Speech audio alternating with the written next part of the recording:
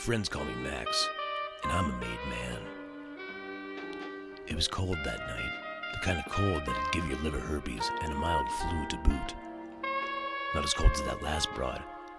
I brought the herpes, and she gave me the boot.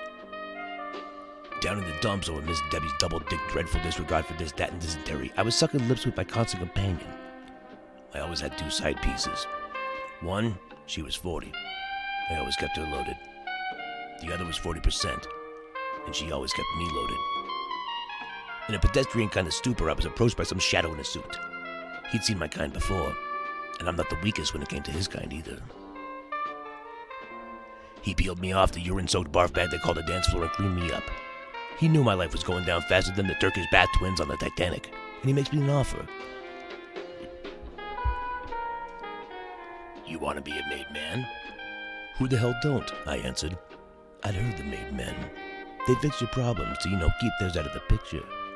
Mobster, cars, whores, and more cheddar than a syphilistic Spaniard's daughter after date rape. We kept up the chit-chat till later on. That's when I became a made man. And he made a man out of me. He maneuvered my tight asshole like a fucking Spanish settler. He was like the Christopher Columbus of cocking my ass. Sloppy garbage time still points, he'd say, if you want to be a made man. And he was right. I had to compete. He'd give me a high stick and I'd check him right back into my penalty box. Empty net. That's how he rolled. Because I was now a made man. I was left low and wet, but hard work pays off, Jack. Jack-offs and working hard-ons aside, now I was a made man. My man-made newfound made man fame came from the... My man-made newfound man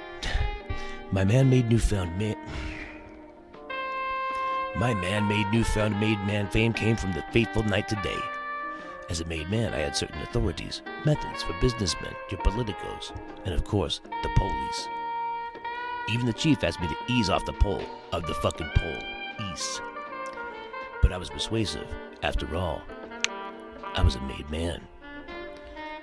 I'd rank his service of a subpoena as above reproach. He called me James, because I'd bonded his ass like a Puerto Rican pervert, extradited. He paid full price for the spicy Italian, but the extra meat, that was all on me. He was the first of many men I'd make once I became a made man. I finally made it, but I soon learned that being a made man wasn't all fortune and glory holes. There was some heavy lifting, some dirty work, Take Louis Lancaster, for example. Ran a local barbershop. Nice wife, a homely broad. The kind of lush whose body screams rape, but the face says, don't do it, Jack. Anyways, I go in for a shave and a cut. Next thing you know, I'm showing his face to my butt. Just remember to clean up the sideburns, Gooey Louie, I muttered as I carved another notch in my belt. What do I care? After all, I'm a made man. Jesus fucking Christ. This is what my life has come to. That's okay. It's alright.